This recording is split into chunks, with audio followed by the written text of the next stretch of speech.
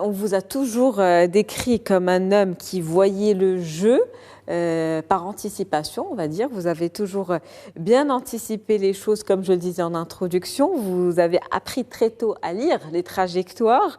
Comment, d'abord, l'aventure sur le terrain a commencé?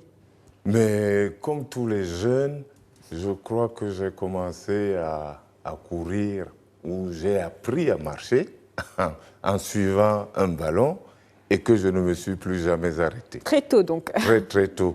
Mais justement, cette précocité a fait que j'ai joué avec des aînés, ce qui m'obligeait à penser, puisque les aînés, ça veut dire que physiquement, je ne vaux pas les autres. Et donc, pour m'en sortir, il faut réfléchir. Je pense que c'est de là que vient le sens de l'anticipation. Et à partir de quel moment vous vous êtes professionnalisé? Il faut dire qu'à cette époque-là, le football n'était pas professionnel en Afrique, mais c'était un loisir prisé. D'ailleurs, un loisir obligatoire parce que tout le monde n'avait pas les moyens d'aller au cinéma ou au théâtre, donc les jeunes y jouent au foot.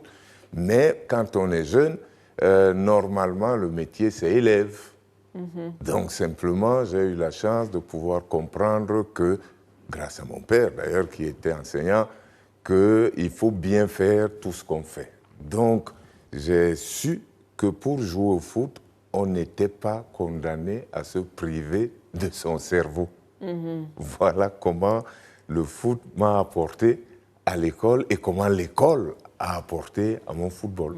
Donc vous avez joué au football tout en continuant à vous instruire. Oui. On dit souvent que le poste de gardien de but est solitaire. On parle de solitude. Oui. Est-ce que c'est cette solitude justement qui a forgé l'homme que vous êtes aujourd'hui? Je me suis toujours demandé si c'est le poste qui m'a forgé ou si c'est mon tempérament qui m'y a conduit. Parce que rapidement, dans ce sens d'anticipation, moi j'ai compris le poste de gardien de but autrement que ce que tout le monde raconte. Cette solitude, je l'ai considérée comme la solitude du chef. Et donc, je me suis toujours considéré comme, même en étant jeune, mais comme étant le patron de l'équipe. Pas le patron au sens de la vantardisme ou le patron dans le sens de la responsabilité. Vous êtes le dernier rempart. Voilà. Et au lieu d'être le dernier, je me suis dit, c'est le dernier et le premier. Je me suis dit, ceux qui ont inventé le foot ne se sont pas trompés en donnant le numéro 1 au gardien de but. Et donc, pour moi, numéro 1, ça signifie bien quelque chose. C'est celui qui est responsable et qui doit se sentir responsable. Donc c'est votre façon de voir les choses qui a forgé, on va dire, l'homme que vous êtes aujourd'hui, cette vision aussi panoramique que vous aviez sur le terrain. Beaucoup de sportifs vivent la retraite comme une espèce de petite mort, j'ai envie de dire. Pour vous, on a l'impression que c'était plutôt la naissance, l'éclosion de l'homme des lettres que vous êtes aujourd'hui.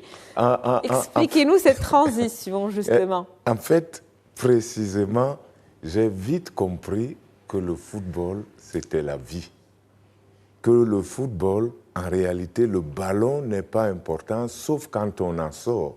Donc, si vous utilisez le foot pour vivre, alors vous comprendrez qu'il vous apporte beaucoup, il vous enseigne beaucoup, il vous montre beaucoup de choses et il devient très, très important et c'est très captivant. Donc, voilà comment j'ai toujours regardé à travers le foot pour dire dans la vie, ça doit être pareil. Vous faisiez ce parallèle entre le terrain et la vie? Toujours.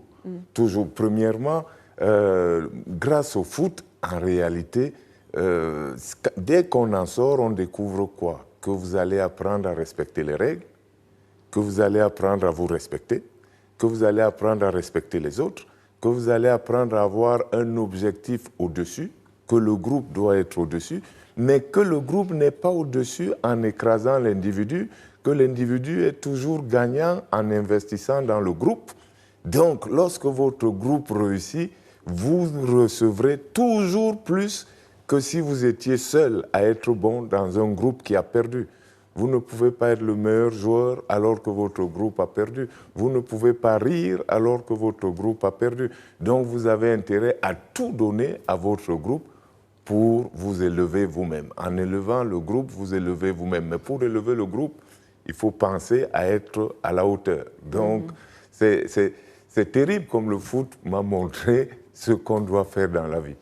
Et justement, il y a cette culture de l'effort, de la discipline, de l'entraînement, de la persévérance, de la résilience sur le terrain, le mental aussi. Donc tout cela, on peut aussi le calquer sur la vie de tous les jours. Absolument. Que votre maman vous adore, c'est très bien, mais elle ne pourra pas venir vous aider sur le terrain. Et donc, c'est votre compétence qui va faire que les gens vous applaudissent. Des gens peuvent être jaloux de vous, vous détester, mais ils ne peuvent pas le faire sur la durée si vous êtes bon.